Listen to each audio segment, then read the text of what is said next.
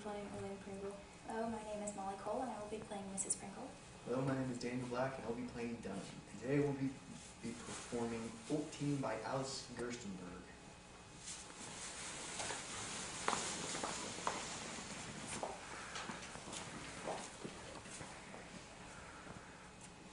Dunham, I've just had word from Mr. Harper that he was called away to the bedside of a friend who is very ill.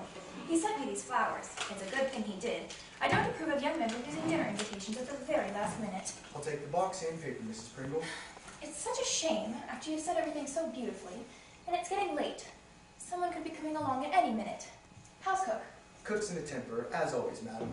I'm glad to hear it. She's like an actress. The better the temper, the better the performance. As long as she serves us a good dinner, I don't care how much she rages. The rest of you can just keep out of her way. Where's Gustav?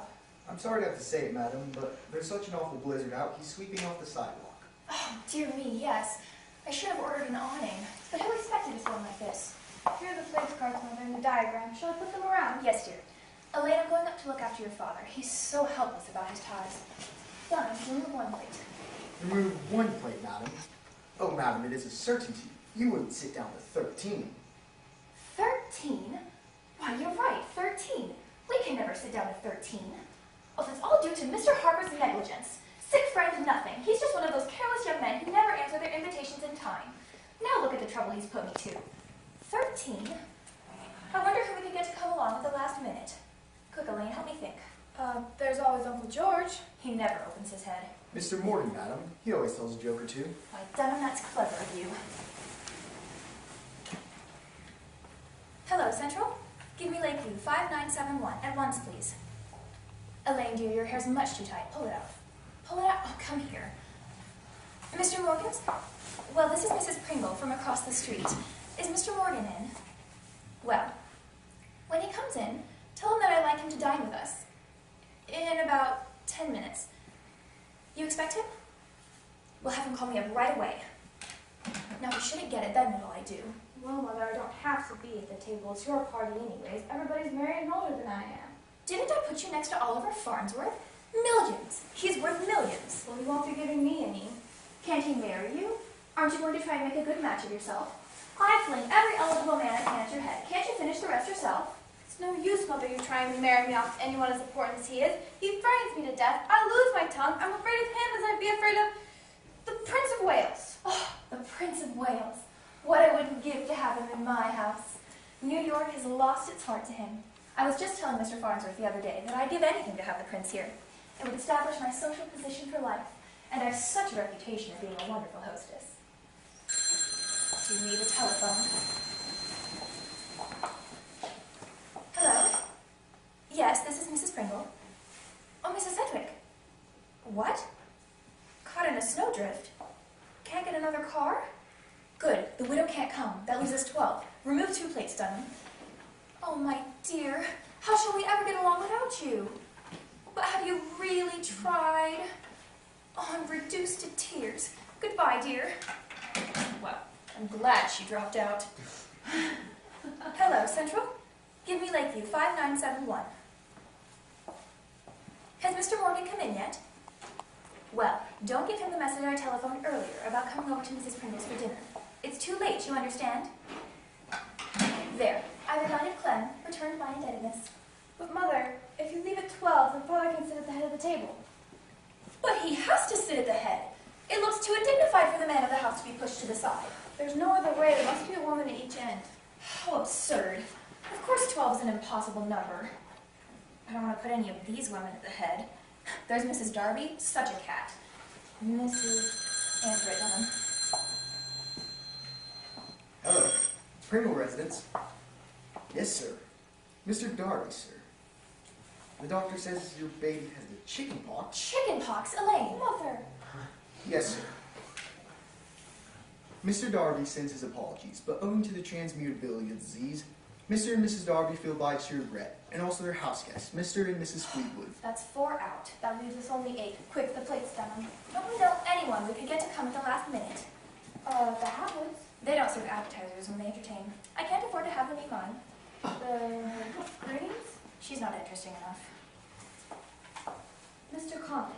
He never answers a dinner call, even after all the times I've asked. Has Mr. Longley? Not at the same table as you and Oliver Farnsworth. She's far too pretty, too clever. Where's Oz?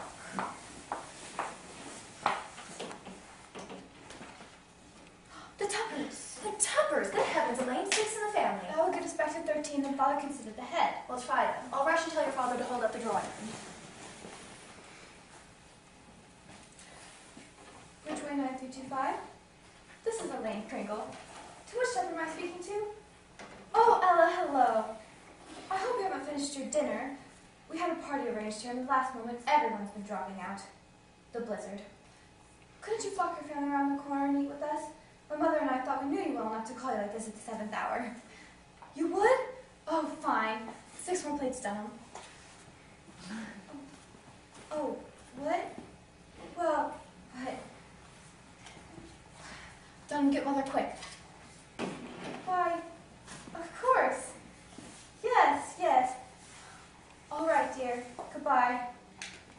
Great Caesar, what have I done now? What is it, Elaine? What's the matter? No, I've done it. I've just done it. But I couldn't get out of it. I just couldn't. You weren't at the phone. I always lose my head and bungle But things. what? Don't keep us waiting like this. What is it?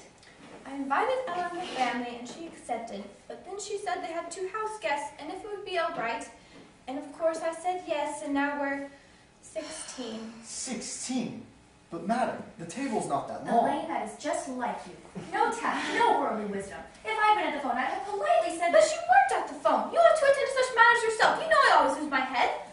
But the dishes, madam, and we only have 14 squaws. I won't eat me.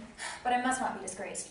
We'll just have to make the best of it and insert another board. But Mother, I really need to be at the table. You are going to sit right here next to Oliver Farnsworth, and I don't want to hear another word about it. But couldn't we squeeze them all in without the trouble of adding another board? If we rearrange the plates and the chairs. Have you forgotten that Mr. Tupper weighs something like 250 pounds, and Mrs. Conley has no waistline? It can't be done.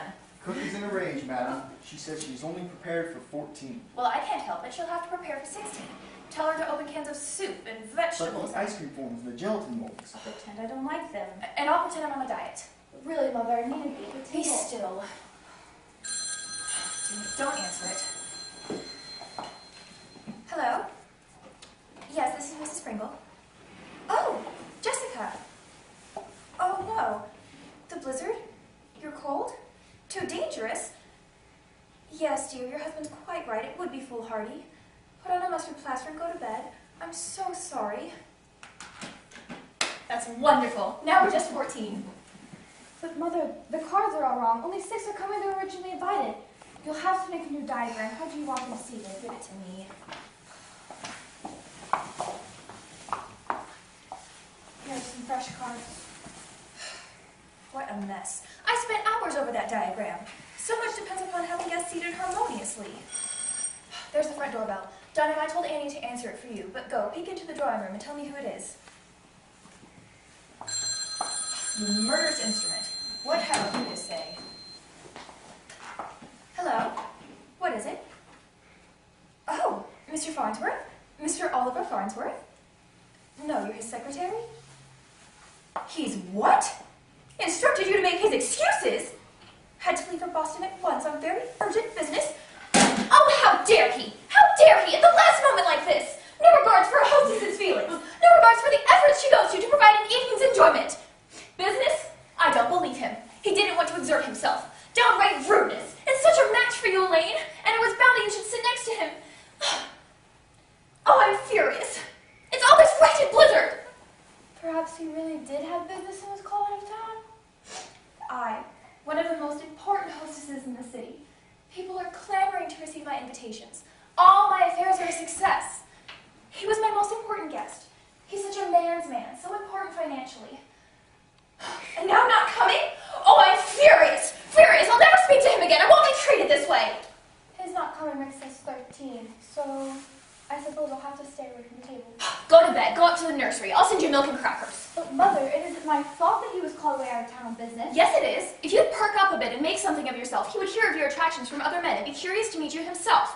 Go to bed. I certainly won't sit down to 13. Go to bed. Get out of my sight. It was Mr. Morgan, madam. Mr. Morgan. But I telephoned his maid to tell him not to come. He couldn't have received the second message, madam, for I heard him explain to Mr. Pringle how happy he was to have received your telephone invitation. Well, I suppose you don't want me to be at No, of course I want you here. We're back to 14. Right where we started. 14 done. I'll get the appetizers ready, madam.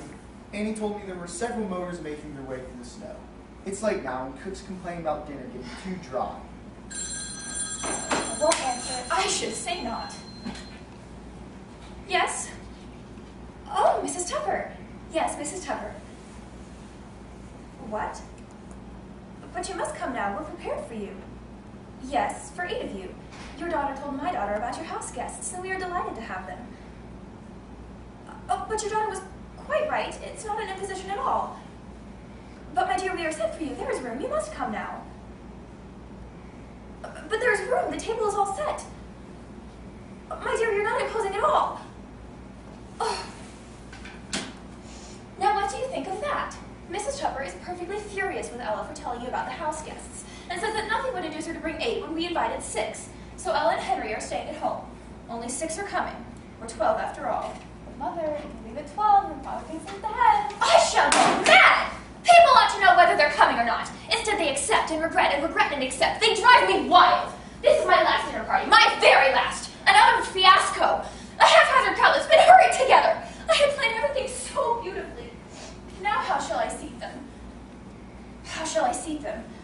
If I put Mr. Tupper here and Mrs. Conley there, then Mrs. Tupper has to sit next to her husband. And if I put Mr. Morgan there, oh, it's impossible. I might as well throw their names into a hat and draw them out at random. I'm through. Through with men like Oliver Farnsworth. I don't care how rich they are. They're nothing without courtesy and consideration. Business, off on a train, nonsense. Didn't want to come. Didn't want to meet a sweet, pretty girl. Didn't want to marry her. Well, he's not good enough for you. Don't you marry him. Don't you dare marry him. Do you hear? If you try to marry him or anything like that, I'd cut it off. Yes, I would. Oliver Farnsworth is beneath my notice. I hate Oliver Farnsworth. A note from Mr. Farnsworth. I know from Mr. Farnsworth. Yes, madam. There are 2 strange gentlemen in the lower hall. They presented this letter. He said he was the secretary. All the other guests are in the drawing room. I counted 12 in all, including yourself, Mr. Pringle, and Miss Lane. But the 2 gentlemen downstairs are awaiting your answer. The one gentleman's face looks very familiar, although I just can't find placement. Well, I'm sure I've seen his face somewhere. Seen his face somewhere. Elaine, it's the Prince of Wales. Yes, the secretary said you cut off the telephone or Central disconnected you. He was about to tell you that Mr. Farnsworth knew that the blizzard had prevented His Highness from keeping engagement away at town. The Prince of Wales, sitting in my lower hall, waiting for me to ask him to dinner. But we'll be 13 again. There's the secretary, miss. He is his bodyguard. Of course, the secretary, Elaine. We shall be 14 at dinner. Serve the appetizers, Dunham. The guests may sit wherever they choose. I shall bring the prince in with me. But Mother, wasn't it nice of Oliver Farnsworth to send the prince in his place? Haven't I always said that Oliver Farnsworth is the most considerate of men? I think I shall like Mr. Farnsworth. Silly child. It is too late to like Mr. Farnsworth. It is time now to like the prince. I always manage to somehow be the most successful of hostesses. Thank heavens for the blizzard.